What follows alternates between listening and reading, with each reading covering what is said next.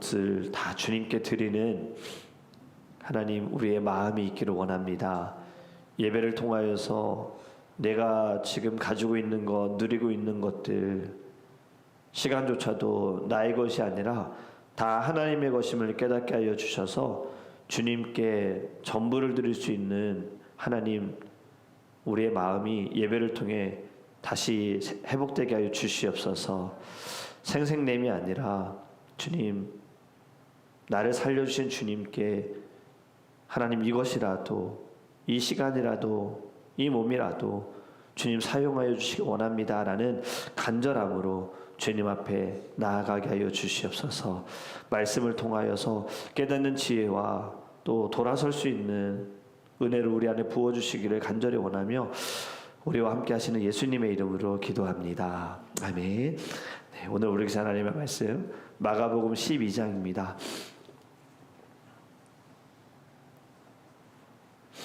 마가복음 12장 1절에서 44절입니다.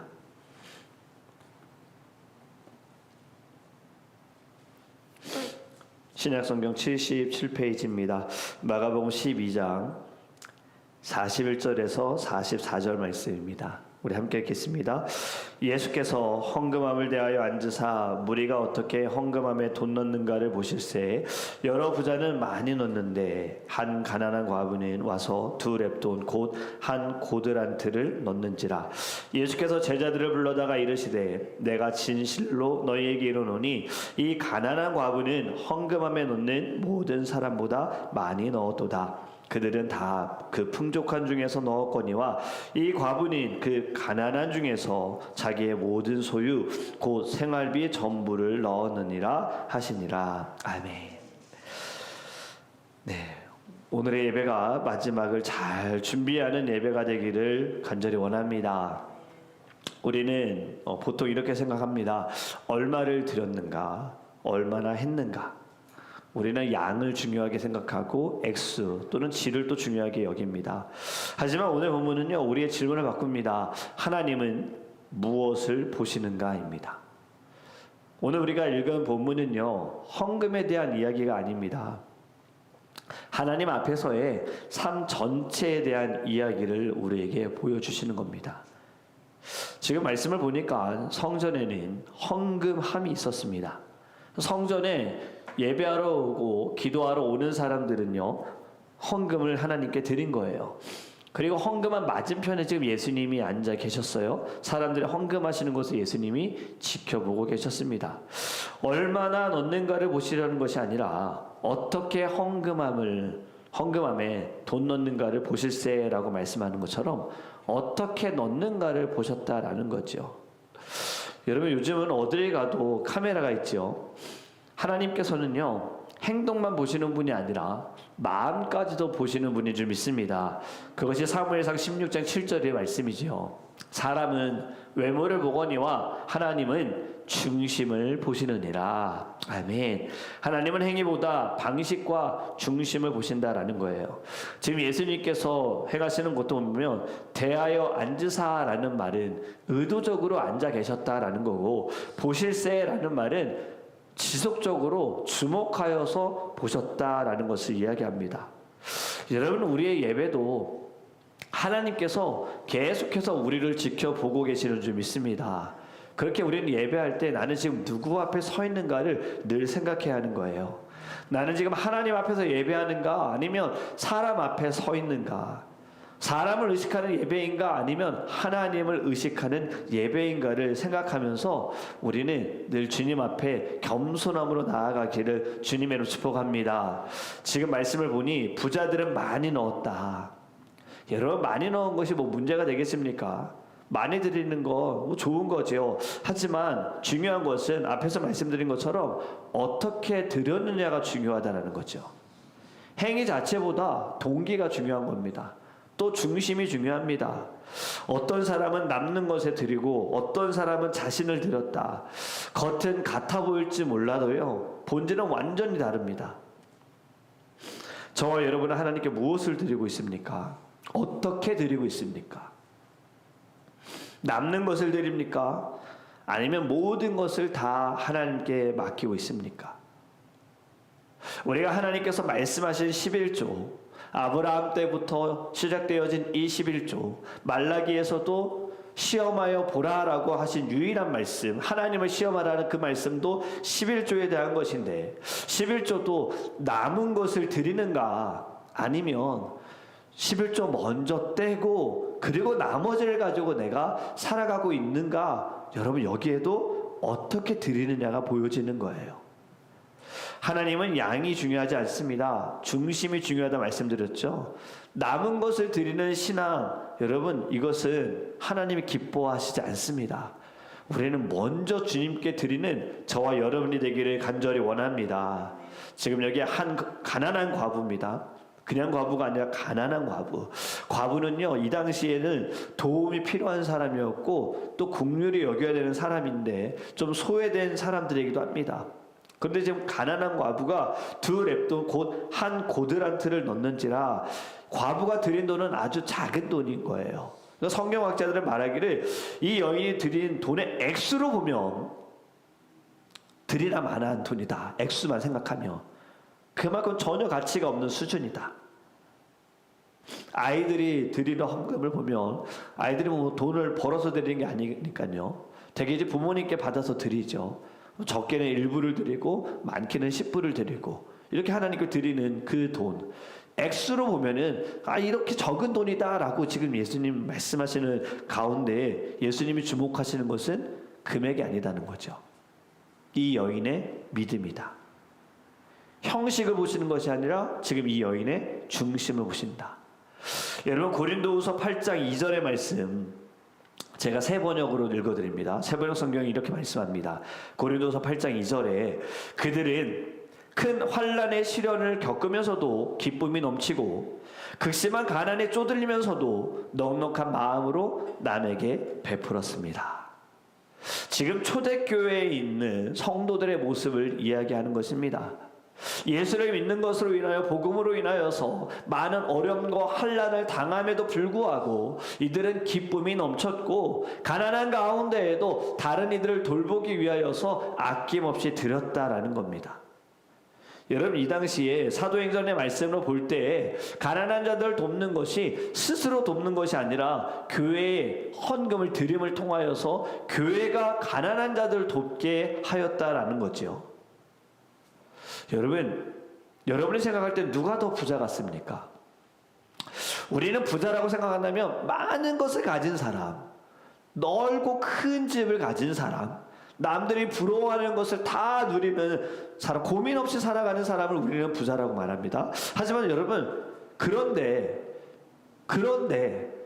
계속 가지려고 하는 사람, 작은 것에 인색한 사람, 여러분 부자라고 말할 수 있을까요? 딱 봐도 정말 남 못지않게 다 가진 사람인데 계속해서 더 가지려고 어떻게든 그런 마음으로 다른 사람들을 도와주지 않고 또 다른 사람 어렵게 만들고 오히려 없는 사람 거 막 뺏어가는 거, 이런 사람 부자라고 할 수 있습니까? 그런데 여러분 없는 가운데에도 어떻게든 막 나눠주고 베푸는 사람, 누가 더 부자 같습니까? 저와 여러분은요 없을지라도 마음껏 베푸는 자가 되기를 간절히 원합니다. 자꾸 막 손에 쥐려고 내 거 이게 아니라 어떻게든 나누고 베푸는. 요즘 우리 아이들이 조금씩 이제 자라면서 내 거야가 이제 점점 많아지기 시작했어요. 이루가 뭐만 만지면은 이든이가 와가지고 내 거야. 자기가 다른 거 가지고 놀면서도 괜히 이루가 또 만지면 가서 내 거야. 저희들 말합니다. 그거 네 거 아니야. 하나님의 것이야. 하나님이 주신 거야. 이든이 거 아니야. 같이 가지고 노는 거야. 이든이 거라고 하면 하나님 안 주셔. 이것 때문에 동생하고 그렇게 싸우면 이건 아빠가 다른 사람 갖다 줄 거야. 이렇게 이야기하는 거예요. 여러분 자꾸 내 거야 하는 게 오히려 더 부자 같지 못한 거예요. 하나님의 것입니다. 그 마음 가지고 어떻게든 나누는 자들이 저는 진정한 부자라고 생각합니다. 한 사람이요 마지막 남은 빵, 자기가 먹어야 되는 그 빵을 드렸다. 이건 여러분 그냥 빵 준 거 아닙니다. 자기 자신을 드린 거예요. 내가 지금 먹어야 살 수 있는 것인데 그냥 내 생명보다도 나누겠다라는 이 마음이 더 큰 거죠. 여러분, 우리는 무엇을 지금 붙잡고 있습니까? 우리가 하나님께 맡기지 못하는 것은 무엇입니까? 믿음은 계산하는 것이 아닙니다. 믿음은요, 아무런 계산 없이 오직 하나님을 따라가는 것인 줄 믿습니다. 43절과 44절에 예수님은요, 가장 많이 드린 사람에 대해서 평가하십니다. 이 가난한 과부가 많이 넣었도다. 금액으로만 봐도 부자가 더 많이 넣었는데, 지금 예수님이 하시는 말씀은 오히려 이 두 렙돈 작은 것을 드린 여인이 더 많이 넣었다. 이것이 바로 하나님 나라의 계산법입니다. 세상의 계산법과 다릅니다. 왜냐하면 여인은요, 생활비 전부를 드렸기 때문이에요. 마태복음 16장 24절에 이렇게 말씀하지요. 예수께서 제자들에게 이르시되 누구든지 나를 따라오려거든 자기를 부인하고 자기 십자가를 지고 나를 따를 것이니라. 아멘. 지금 이 여인은 자기를 부인한 것입니다. 자기도 이 돈 필요합니다. 먹고 사는데 반드시 필요합니다. 하지만 하나님께 전부를 드렸어요. 하나님께 그냥 드린 거예요. 부분적으로 드린 것이 아니라 전부를 드렸다. 여러분, 고린도후서 8장 9절에 이렇게 말씀합니다. 우리 주 예수 그리스도의 은혜를 너희가 알거니와 부요하신 이로써 너희를 위하여 가난하게 되심은 그의 가난함으로 말미암아 너희를 부요하게 하려 하심이라. 아멘. 지금 누구를 말씀합니까? 예수님을 말씀합니다. 부유하신 그분께서 일부러 가난해지셨다. 그 이유는 가난한 너희들을 부유케 하기 위하여서라는 이 말씀. 여러분, 세상을 주관하시던 분이 이 세상에서 가장 억울하면서 가장 고통스러운 자리로 내려오셨습니다. 바로 십자가의 자리로. 우리를 부유케 하기 위하여. 여러분, 십자가는 전부를 예수님이 드리신 것입니다. 그렇게 우리도요, 드릴 수가 있는 거예요. 우리는 십자가를 기억하며 감사로 하나님께 나아가시기를 주님의 이름으로 축복합니다. 오늘 우리가 부른 찬양, 주님께 귀한 것들이요, 젊을 때 힘다하라. 물론 여기 찬송가에도 이제 보면요, 주제들이 있어요. 이 주제 맨 위에 오른쪽에 보면 주제에 뭐라고 써 있냐면 젊은이라고 써 있습니다. 아, 그러면 이 찬양은 젊은이들만을 위한 것이구나 라고 생각하는데 그렇지 않습니다. 여러분, 이 세상에서 청춘의 나이도 이제 정해져 있잖아요. 70대까지는 다 청춘이라고 얘기하지 않습니까? 우리 다 청춘인 거예요. 여러분, 젊을 때 힘다하라. 우리가 할 수 있을 때에 하나님께 귀한 거 드려야 할 줄 믿습니다. 나중에 하겠다. 늦어요. 오히려 지금이 할 수 있을 때인 줄 믿습니다. 저는 이 말씀을 준비하면서요, 새롭게 하소서라는 간증의 이제 기독교 방송 프로그램이 있습니다. 여기에 이제 한 사람, 부여신성감리교회 김지 사모님이 이제 나오셔서 간증하시는 이야기를 들었는데, 저는 이 사모님을 예전에 알았어요. 개인적으로 아는 것이 아니라 유튜브에 갑자기 이분의 영상이 뜨기 시작하면서 한번 그냥 궁금해서 봤어요. 이렇게 뜹니다. 시골 사모라고요. 시골 목회, 시골 목사. 왜냐하면 이 부여는 충남 부여인데 시골 중에 더 시골. 역사적으로는 굉장히 가난한 도시라고 이야기합니다.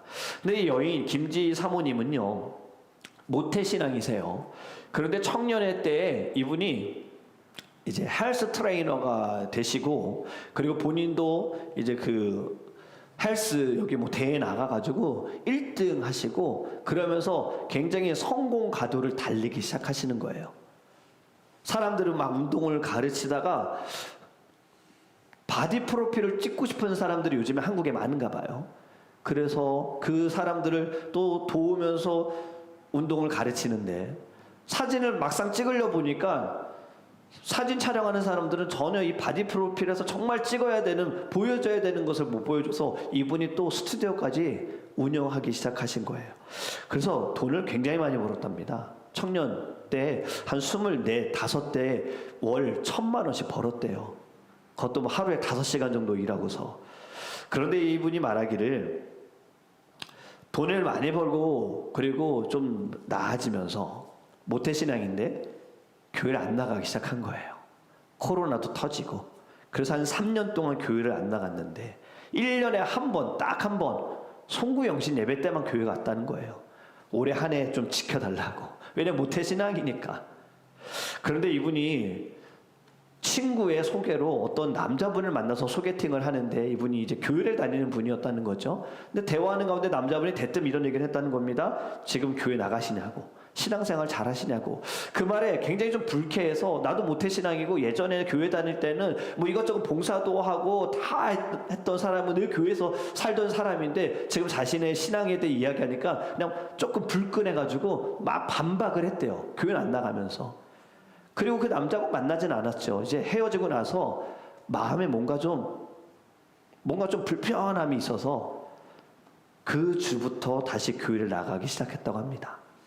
그리고 청년부 수련회에 가서 이분이 말씀을 듣는데 그때 말씀이 사도행전에서 베드로와 요한이 기도하러 갈 때 나면서부터 안증뱅이 된 자를 고치시는 그 말씀을 들으면서 이분이 결단하신 거예요. 아, 나의 목표가 돈 많이 버는 것, 사람들이 부러워하는 집, 뭐 고층 빌딩에서 살고 좋은 차 끌고 다니는 것이 이분의 목표였다면 은혜를 받으면서 바뀐 거예요. 아, 하나님 앞에 서는 것이 내가 목표가 되어야겠다.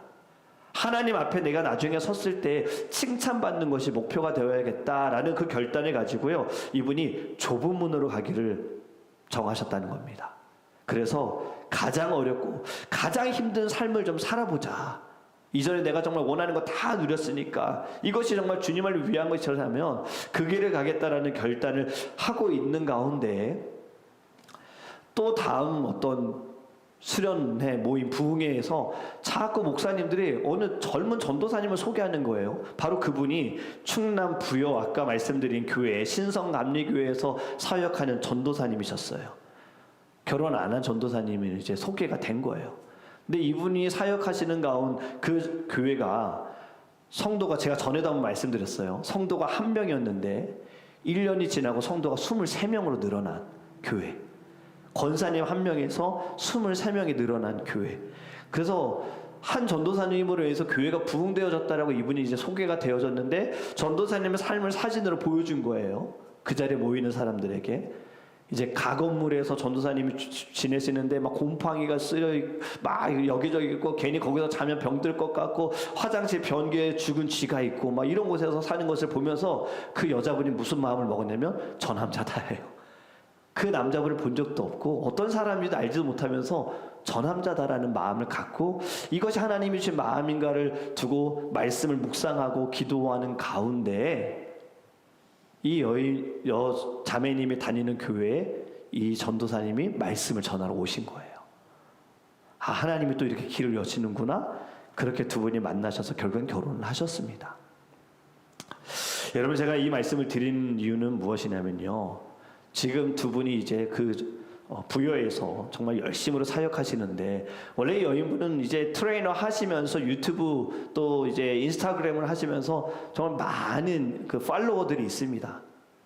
그런데 이제는 교회에 대해서 그냥 시골 교회의 목회가 어떤지 그냥 한번 보여줬는데 이것이 더 많은 사람들에게 이제 은혜를 끼치는데 믿는 사람만이 아니라 믿지 않는 사람들도 보면서 은혜 받습니다라는 글들을 남긴다는 거예요. 자, 여러분, 많은 것을 가지고 또 여러 가지를 다 누렸던 이 분, 자매님, 사모님이시지만 다 내려놓고 사모의 길을 가기 위해 자신을 드렸습니다. 이분의 결혼을 보면요, 남자분이 어떤다 이것이 아니라 기도하고 응답받아서 만나서 결혼하였고 지금 결혼하고 사랑이 시작됐다라는 고백을 하시더라고요. 우리가 생각할 때에는 정말 이해할 수 없습니다. 이것저것 다 생각하고 성격도 맞는지도 봐야 되고 가정이 어떤지도 다 봐야 하는데 단 하나입니다. 사명을 위해서. 바로 창세기의 말씀을 이분이 잘 해석한 거예요. 돕는 배필. 이 돕는 배필, 아담에게 하나님께서 하와를 만드신 이유가 돕는 배필이다라고 말씀하신 거기에서 이분이 응답을 받은 거예요. 왜냐하면 돕는 배필이라는 뜻은요, 돕는 자가 아닙니다. 군사적인 용어예요. 전쟁에 나가 싸울 때 이 전쟁에서 협력할 수 있는, 후방에서 지원할 수 있는 것이 바로 돕는 배필입니다. 그렇기에 행복을 위한 결혼이 아니라 사명을 위한 결혼을 위하여서 정말 그 어렵고 힘든 지역에 가서 전부를 드렸다. 여러분, 정말 우리가 봐도 너무 대단하다라고 생각하지 않습니까? 그렇다면 하나님이 보실 때는 어떨까요? 오늘의 말씀 더 드려라가 아닙니다. 헌신은 구원의 조건이 아닙니다. 헌신은 구원의 결과입니다. 드리는 것은 마땅히 드려야 합니다. 로마서 12장 1절에 이렇게 말씀하셨죠. 너희 몸을 산 제사로 드려라입니다.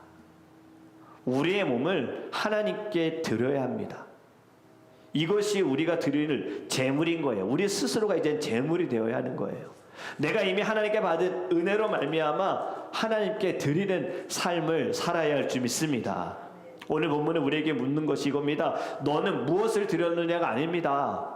지금 이 질문하시는 거예요. 너 자신을 드렸느냐예요. 너는 지금 예배하면서 너를 드리고 있느냐? 너의 마음을 드리느냐? 금액을 보는 것이 아닙니다. 중심을 보시는 하나님, 일부를 원하시는 것이 아닙니다. 전부를 원하십니다. 여러분, 되게 생색나는 사람들 보면요, 그냥 조금 일부 드려놓고서 생색내더라고요. 근데 전부를 드린 사람은요, 절대 생색내지 않습니다. 전부를 드린 사람은요, 감사합니다. 하나님께 감사합니다. 이것이라도 주님께 드릴 수 있으면 감사합니다. 저와 여러분에게 이런 마음이 있기를 간절히 원합니다. 오늘의 말씀도 그렇고 우리가 오늘 불렀던 찬양에도 보면요, 이미 우리가 하나님께 받은 것이 더 큽니다. 누군가 나를 어려움 가운데 도와주면요, 전부 다 주고 싶은 거예요. 죽을 뻔한 나를 살려주게 되어지면요, 어떻게든 그 사람을 위해서 내 시간 드리고 싶고 내가 가진 것이라도 어떻게든 다 주고 싶은 마음이 사람의 마음인데, 하나님께서는 우리를 그렇게 살려주셨어요. 예수님을 십자가에 죽이심으로 말미암아 생명을 얻은 우리가 생색내면서 드리는 거, 이거 되게 웃긴 겁니다. 저와 여러분은요, 전부를 드리는 하나님의 자녀가 되기를 간절히 원합니다. 오늘의 말씀을 통하여서 이제는요, 이 모든 것이 다 주님의 것임을 깨달아서 우리의 삶도, 나의 시간도, 나의 건강도, 나의 마음도, 나의 삶도 다 주님의 것입니다. 이러한 고백이 있기를 주님의 이름으로 축복합니다. 기도하겠습니다. 사랑해 주님, 감사합니다. 오늘의 말씀은 헌금에 대한 말씀이 아닙니다. 중심에 대한 말씀입니다. 지금 너는 전부를 드리느냐라고 우리에게 물으십니다. 하나님 어떠합니까? 어떻게 우리는 주님께 하나님 나아갑니까? 조금의 물질을 드리고 조금의 시간을 드리고 조금의 헌신을 가지고 생색내는 것은 아닙니까? 제가 이렇게 기도했는데요, 제가 이렇게 물질을 드렸는데요, 제가 이렇게 저의 시간을 드렸는데요, 하나님, 다 잘못된 생각이었습니다. 다 하나님의 것입니다. 하나님께서 우리에게 부어주셨습니다. 하나님의 시간, 하나님께서 주신 삶, 건강, 물질, 하나님, 저희를 전부를 드리는 자가 되게 하여 주시옵소서. 이것저것 다 따지고 계산하는 것이 아니라 이 가난한 과부처럼 칭찬받는, 예수님께 칭찬받는 믿음이 우리 안에 있기를 원합니다. 두려워하고 겁내지 않게 하소서. 하나님, 감사함으로 드릴 때, 전부를 드릴 때 더 부어주시고 더 역사하시고 지켜주시는 하나님의 놀라운 능력을 경험할 수 있는 믿음의 성도들 되게 하여 주시옵소서. 이 아침에도 간구하는 모든 기도의 제목들을 주님의 때에 응답하여 주실 줄 믿습니다. 그리고 오늘 저녁, 금요 저녁 예배 가운데, 하나님 또 주일 예배 가운데 성령이여 임하여 주셔서 모두의 마음의 문이 열리게 하여 주시고, 일부를 드리는 자가 아니라 전부를 드릴 수 있는 하나님의 자녀가 되게 하여 주시옵소서. 감사하며 예수 그리스도의 이름으로 축복하며 기도합니다.